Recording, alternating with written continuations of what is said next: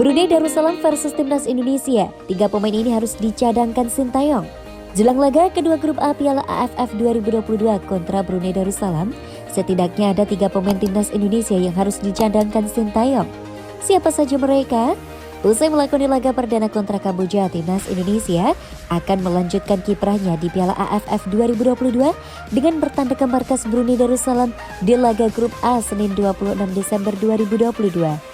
Di laga kedua grup A ini, skuad Aran Sintayong akan bertandang ke Malaysia, tepatnya di Stadion Kuala Lumpur yang jadi kandangnya di ajang ini.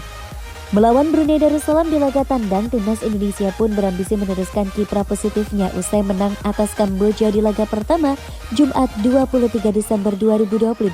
Kemenangan pun akan menjadi harga mati bagi Timnas Indonesia untuk bisa melanjutkan kiprahnya hingga babak semifinal Piala AFF 2022. Kebetulan lawan skuad Garuda kali ini merupakan tim terlemah di grup A. Brunei Darussalam meraih predikat tersebut setelah menelan 2 kekalahan dengan skor besar di 2 laga awal grup A Piala AFF 2022.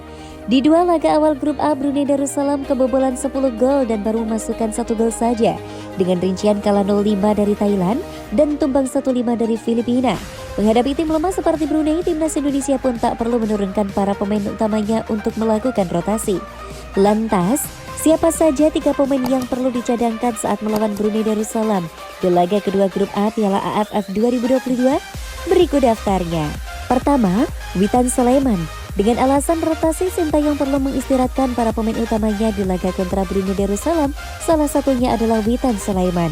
Pemain berusia 21 tahun ini tampil selama 82 menit di laga kontra Kamboja dan membutuhkan waktu recovery di tengah padatnya jadwal Piala AFF 2022. Di laga kontra Brunei nanti, Witan pun bisa dicadangkan terlebih dahulu agar fisiknya pulih di laga kontra ketiga, yaitu dengan Thailand bisa menjadi penentu langkah Timnas Indonesia di Piala AFF 2022.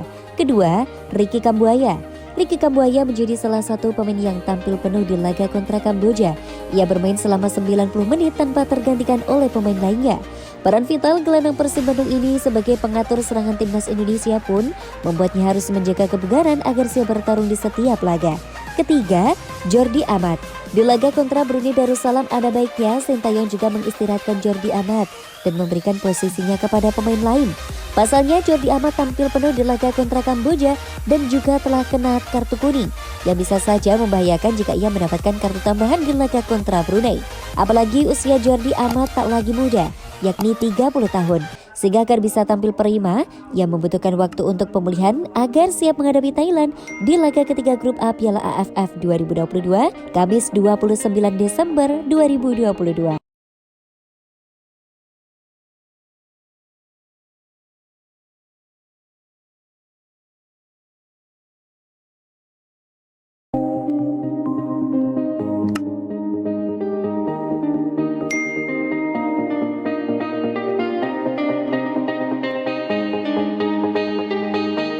Gelandang Timnas Indonesia U20 Evergener resmi debut bareng tim senior FC Utrecht. Gelandang Evergener resmi debut bareng tim senior FC Utrecht. Dia melakoninya dalam sebuah laga uji coba kontra Groningen.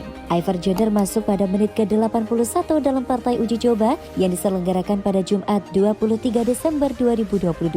Ini merupakan penampilan perdananya bersama tim senior FC Utrecht. Dalam laga itu sendiri, FC Utrecht menelan kekalahan 0-3 dari Groningen.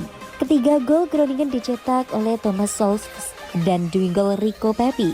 Namun demikian, ini menjadi penanda yang bagus untuk Evergener. Sebelumnya dia hanya menjadi bagian dari tim muda alias Jong Utrecht. Evergener merupakan pemain binaan Akademi Utrecht. Dia tercatat sudah menjadi bagian dari Utrecht sejak 2016 menurut Transfer Market setelah meninggalkan Akademi Ajax Amsterdam. Pada musim lalu, pemain berusia 18 tahun ini melakoni total 21 pertandingan di semua ajang bersama tim muda Utrecht. Dalam prosesnya, dia sukses mencetak sebuah gol. Jenner merupakan seorang gelandang tengah, namun dia juga bisa diandalkan sebagai gelandang bertahan atau menyerang jika dibutuhkan. Pada saat ini, pemain berdarah Belanda ini merupakan bagian dari Timnas Indonesia U20. Jenner ikut serta dalam camp latihan skuad asuhan Sintayong di Turki dan Spanyol pada bulan Oktober dan November lalu. Namun dia belum menjadi bagian Timnas Indonesia U20 secara resmi. Pada saat ini proses naturalisasinya masih berjalan bersamaan dengan Justin Hubner yang juga memiliki darah Belanda. Proses naturalisasi tersebut diharapkan bisa terlaksana dalam hitungan bulan. sebab kehadiran Jenner akan dibutuhkan di gelaran Piala Asia U20 2023 yang akan dihelat pada Maret 2023.